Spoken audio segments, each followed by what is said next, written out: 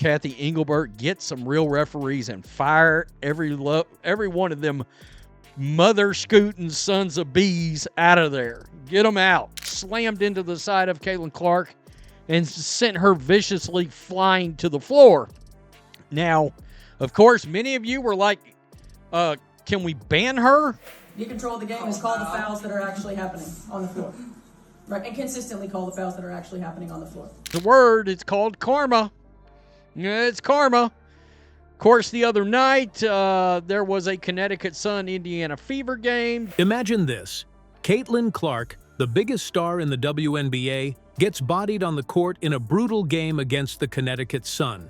Referees stand by, whistle silent, as Clark takes hit after hit. And as she was reeling from that, Marina Mabrey came in with the Kennedy Carter body slam heard around the world. Now, her coach Stephanie White is calling out the league like never before. What went so wrong in this game, and why is everyone from fans to analysts furious with the officiating? And we knew this was going to happen. You could tell it was going to happen. So they got to get control of it. They got to be better. They got to be better. Stay with us as we break down the game, the controversy, and why the WNBA's biggest star is at the center of it all. Before we move on, I'd like to ask you a small favor. If you appreciate this content, please take a second to like this video and subscribe to the channel. Over 98% of you watch the videos without subscribing. It costs you nothing, but it makes a huge difference to us. So, did you click the subscribe button? Great. Thank you so much. Now back to the video. Caitlin Clark is no stranger to making headlines, but this time it wasn't her stat sheet doing the talking. The Fever vs. Sun game was supposed to be a showcase of intense competition, and it delivered on that, just not in the way fans anticipated. It was one of those games you could feel in the air, high stakes, aggressive energy, and two teams unwilling to give an inch. But what no one expected was how far the physicality would go, and how the referees would seemingly let it spiral out of control. Slammed into the side of Caitlin Clark and sent her viciously flying to the floor.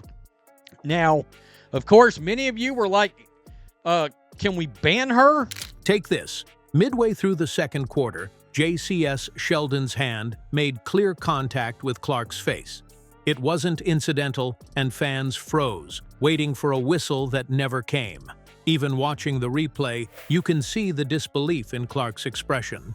She's a player who takes contact every game, part of the territory when you're constantly double-teamed. But this crossed that line, and that wasn't even the worst of it. Marina Mabrey's body check on Clark moments later felt almost intentional, like someone trying to send a message. Strategic defense? Maybe. Reckless? Absolutely. Send the rest of the league a message. The WNBA missed an opportunity to take that. By the way, referees completely bleeped that whole thing up. I mean, they effed it up. Plays like these turned a high-energy game into pure chaos, with players visibly frustrated and fans in an uproar at how unchecked this all seemed. Here's the kicker.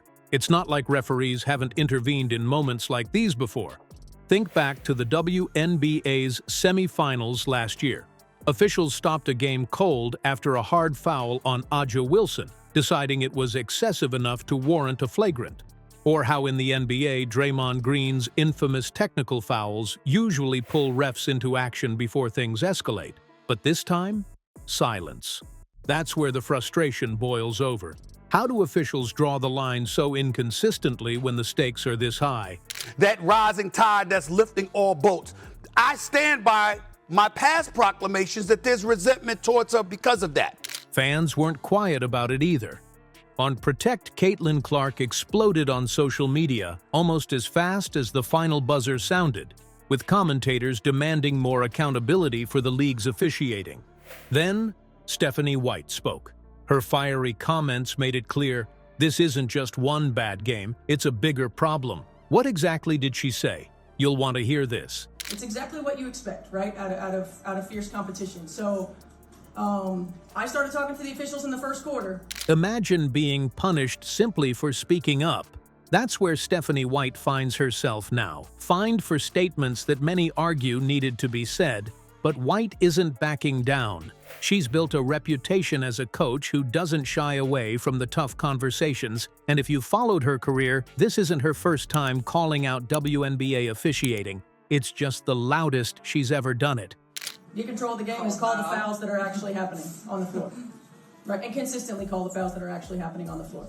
After the Fever vs. Sun game, White's frustration was impossible to miss.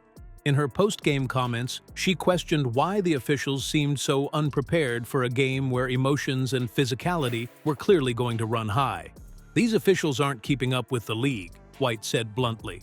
And that line hit hard, not just with her team, but with fans and commentators across the league.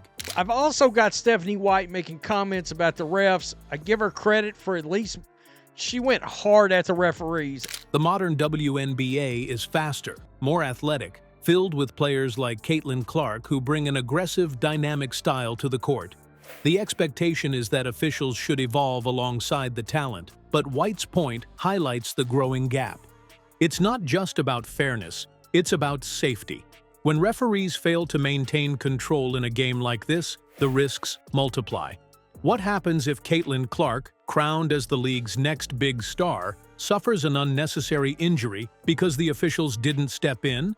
That isn't just a headline. It's a potential turning point for the league. Kathy Engelbert, get some real referees and fire every one of them mother scooting sons of bees out of there. Get them out. Look back at other moments in WNBA history where missed calls had ripple effects. Diana Taurasi once commented on how inconsistent officiating can change the tempo of a game, leaving players guessing, and that uncertainty leads to frustration on the court. She's able to withstand a bunch of those hits and pushes and things that these ladies are trying to do to her to throw her off. The Fever's Sophie Cunningham didn't need words to show how fed up players are. After one particularly hard foul, she clapped back in her own way, a move fans are already calling sports justice. It's moments like these that underline White's argument. Without accountability, this problem keeps growing. Will the league listen to her now, or let history repeat? That's the question that hangs over the WNBA today. But so far, she's been able to handle everything that's been thrown at her. I don't really worry about her toughness. She might be her own enforcer. That competition does not allow for space for tempers to flare at times. That's ridiculous. We can look at this across any sport, right? The WNBA is standing at a critical moment. After everything that's unfolded, from Caitlin Clark taking repeated hits to Stephanie White's fiery criticisms, it's clear this isn't just about one game. The league's stars, its fans, and its future are all at stake. What happens if the officiating doesn't improve? We risk seeing talent overshadowed by chaos, players sidelined by needless injuries, and fans walking away in frustration.